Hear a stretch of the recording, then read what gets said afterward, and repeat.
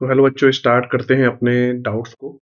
तो यहाँ पे पहला डाउट्स आपका क्या है कि दो 10 मीटर चौड़े क्रॉस रोड और 700 मीटर मतलब दो 10 मीटर चौड़े क्रॉस रोड आपको बनाने हैं। 700 मीटर व 300 मीटर आयताकार पार्क के केंद्र से समकोण पर काटते हैं। तो देखो, अगर मैं डायग्राम बनाऊं, यहाँ पे ध्यान से समझना। ये हमने आयताकार डायग्राम बना रहे हैं। तो इसकी लेंथ है 700 मीटर, ठीक है, और इसकी जो विड्थ यानी चौड़ाई है 300 मीटर। अब 10 मीटर के दो रोड हैं, वो सेंटर पे काटते हैं। जैसे मान लो आपने एक रोड बनाया 10 मीटर का, ये एक रोड बन गया। तो एक दूसरा रोड आप इस तरीके से बनाओगे जो सेंटर पे कट करेगा, ये इस तरीके से, ठीक है। तो आपसे कह रहा है कि रोड का क्षेत्रफल और क्रॉस रोड को छोड़कर पार्क का क्षेत्रफल आप ज्ञात करिए, ठीक है। अगर आपको रोड का क्षेत्रफल निकालना है तो आपको पता है कि हमें ये रोड का अगर हमें क्षेत्रफल निकालना है, मान लो इसका, इस वाले पार्ट का, तो ये पूरी लेंथ क्या है, 700 है। और कितने मीटर चौड़ी रोड है, 10 मीटर। तो ये हो जाएगा 700 × 10। इसी तरह से अगर मुझे ये वाली रोड का क्षेत्रफल निकालना है, तो ये भी कितनी चौड़ी है, 10, और इसकी लेंथ कितनी, 300। तो ये हो जाएगा 300 × 10। लेकिन इसमें क्या है, जो ये वाला पार्ट है ये दो बार काउंट हुआ है, जो कि क्या है, 10/10 का स्क्वायर है, उसे आपको सब्ट्रैक्ट करना पड़ेगा। तब आपका सिर्फ और सिर्फ रोड का क्षेत्रफल निकल के आएगा। रोड का क्षेत्रफल क्या आ जाएगा, 7000 प्लस का 3000 माइनस का 100, यानी 7×3 = 10,000 माइनस का 100। तो ये आपका क्या हो जाएगा, ये आपका आ जाएगा 9,900। क्या आ जाएगा बेटा आपका, 9,900 आ जाएगा। क्या आ जाएगा आपका, 9,900 आ जाएगा, ठीक है। अब 9,900 तो हमारा आ गया रोड का क्षेत्रफल, मतलब रोड का क्षेत्रफल। अब क्रॉस रोड को छोड़कर, तो सीधी सी बात है कि क्रॉस रोड को छेड़कर निकालना है, छोड़कर निकालना है। तो जो पूरा आयताकार पार्क है, पूरा जो आयताकार पार्क है उसका आप क्षेत्रफल निकाल लो, माइनस जो आपने क्रॉस रोड का क्षेत्रफल निकाला उसे सब्ट्रैक्ट कर दो। आयताकार पार्क का क्षेत्रफल क्या हो जाएगा, लंबाई गुणा चौड़ाई, यानी 300 × 700 माइनस जो आपने निकाला है 9,900। तो ये हो गया 7×3 = 21, और ये आपके 4 जीरो। इसमें से 9,900 आपने घटाया, 2 जीरो, 10 में से 9 गया 1, 9 में से 9 गया 0, और ये हो जाएगा 0, ये हो गया 2। ये आपका मीटर स्क्वायर में आया, और हमें किसमें निकालना है, हेक्टेयर में। तो आपको पता है कि 1 हेक्टेयर बराबर 10⁴ मीटर स्क्वायर होता है। तो 1 मीटर स्क्वायर की जगह हम क्या पुट कर सकते हैं, 1 हेक्टेयर अपॉन में 10⁴, ठीक है। बस अब इसको कर दीजिए कंप्लीट। ये जो आपकी वैल्यू आई है, ठीक है, इसे अगर हम हेक्टेयर में लिखेंगे तो 10⁴ से डिवाइड करोगे, 10⁴ यानी 10⁴ से डिवाइड करने का मतलब जो डेसिमल है वो 4 डिजिट हटने के बाद आएगा, यानी 1 2 3 4, यानी यहाँ पे आपका डेसिमल आएगा।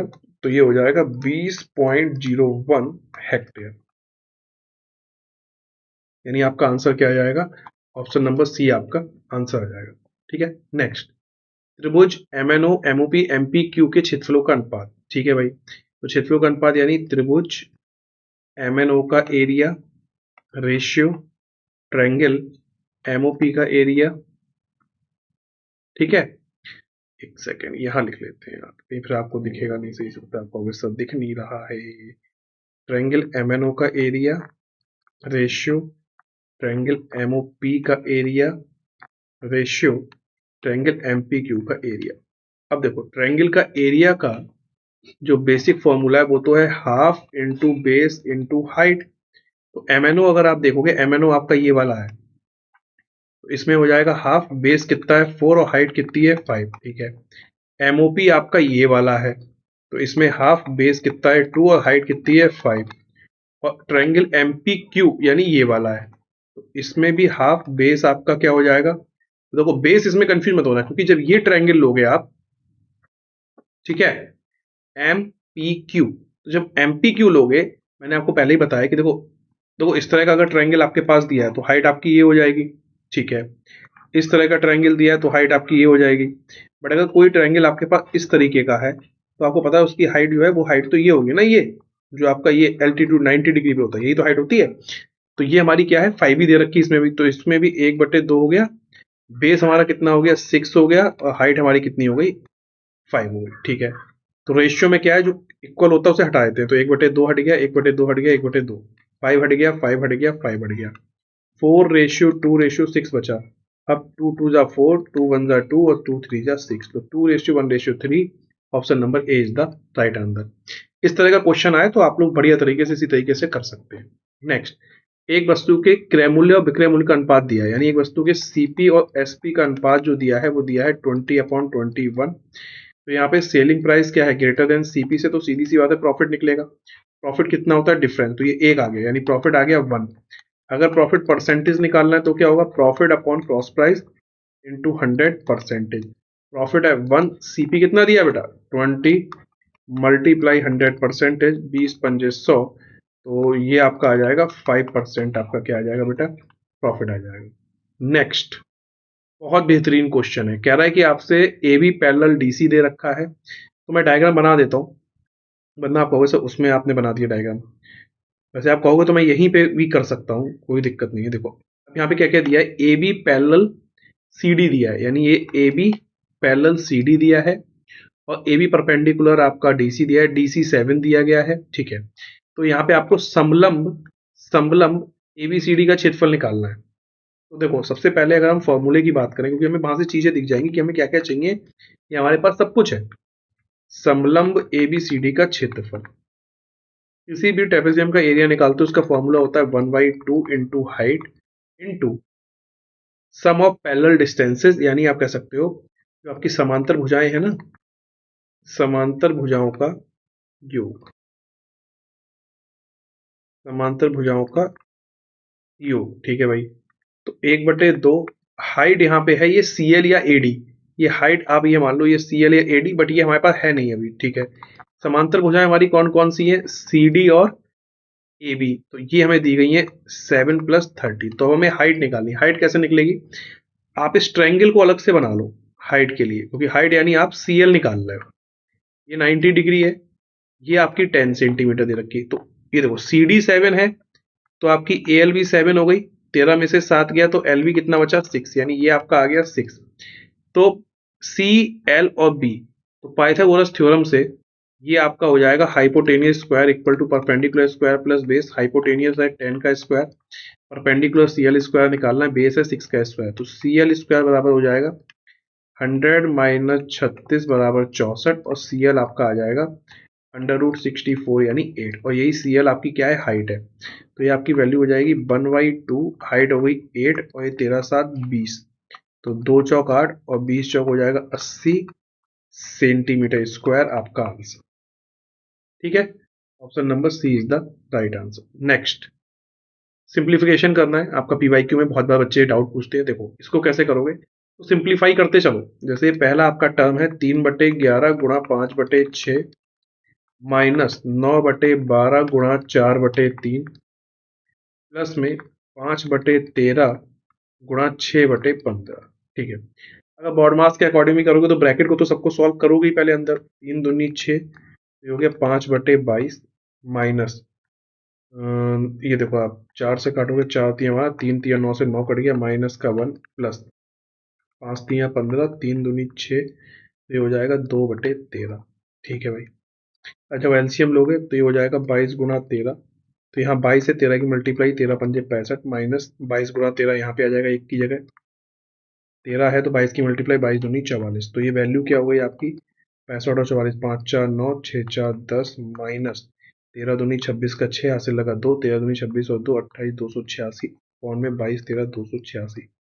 अब आपको खुद ही दिखना चाहिए 286 किस में है, हमारे पास न्यूमरेटर में माइनस वाली वैल्यू ज़्यादा है, तो यानी डी और सी खत्म हो गए, बी 303 आ रहा है, नीचे 40, कोई मतलब नहीं है, तो सीधे सीधे ऑप्शन नंबर ए बचा। बट सॉल्व भी कर लो, 16 में से 9 गया 7, 8 की जगह हो गया 7, और 2 में से 1 गया 1, माइनस का 177/286 आपका क्लियर आंसर आएगा विदाउट एनी कंफ्यूजन। नेक्स्ट, 15 वर्ष पहले रोहन की आयु उसकी वर्तमान आयु की 1/4 थी, तो हम क्या करेंगे, वर्तमान आयु हमें माननी पड़ेगी रोहन की, तो वर्तमान आयु हमने रोहन की ले ली x। अब क्वेश्चन के अकॉर्डिंग 15 वर्ष पहले, यानी 15 वर्ष पहले मतलब x - 15, जो आयु थी वो वर्तमान आयु की 1/4, वर्तमान आयु यानी x का 1/4 थी। क्रॉस मल्टीप्लाई करोगे तो 4x - 15 चौका 60 बराबर x, 4x माइनस एक्स, 60 उधर चला जाएगा, तो 3x इक्वल टू 60, 3 से 60 को काटा तो x बराबर आ गया 20। ऑप्शन नंबर सी आपका क्लियर आंसर है। कोई वर्तमान आइए पूछिए ना। दो पाइप एक टैंक को क्रमशः 10 घंटे और 12 घंटे में भरते, तो दो पाइप ए और बी हैं।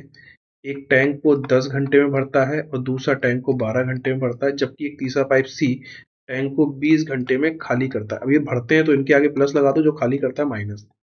इन तीनों का एलसीएम लूंगा तो कितना आएगा 60 की। टोटल जो वर्क है वो 60 हो रहा है, यानी 60 पार्ट हम भर रहे हैं। क्या कर रहे हैं हम 60 पार्ट भर रहे हैं, ठीक है। जब हम 60 पार्ट भर रहे हैं तो हमें इसका एलसीएम लेके हमें इसकी इफिशियंसी निकालनी पड़ेगी। अब इफिशियंसी कैसे निकलेगी, तो इफिशियंसी मतलब ये होगा कि एक घंटे में कौन कितना पार्ट भर रहा है। तो ए क्या हो जाएगा 10 छंग 60, बी हो जाएगा 12 पंजे 60, तो यानी एक घंटे में 6 भाग भरता है, ये 5 भाग भरता है, और 20 3 60 यानी एक घंटे में 3 भाग खाली करता है। यदि तीनों पाइप एक साथ काम करें, एक साथ काम करने का मतलब ये है कि एक घंटे में ये क्या करेंगे, भरेंगे या खाली करेंगे। तो एक घंटे में ए 6 पार्ट भरेगा, बी 5 पार्ट भरेगा, सी 3 पार्ट खाली करेगा। तो 6 5 11 में से 3 गया, 8 पार्ट भरे जाएंगे। तो टोटल है हमारा 60। एक घंटे में 8 पार्ट भर रहा है, तो टोटल कितने घंटे में भरा जाएगा, 4 से काटा 15 चौका 60, 4 दूनी 8, यानी 7.5 आवर में। 7.5 का मतलब होता है 7 आवर, और 0.5 मतलब 1/2 घंटा, यानी 7 घंटे 30 मिनट में आपकी टंकी क्या होगी, भर जाएगी। Option number B is the right answer.